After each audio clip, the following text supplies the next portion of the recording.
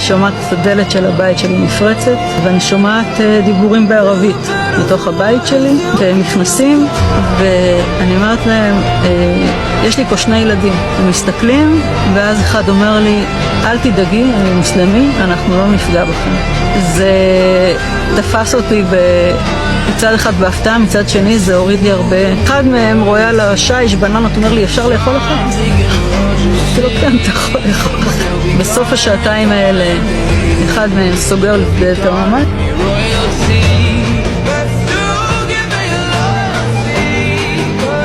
Allah menjamin di dalam surat An-Nur bahwa bumi dan seluruh manusia akan kembali dipimpin oleh khilafah Islamiyah.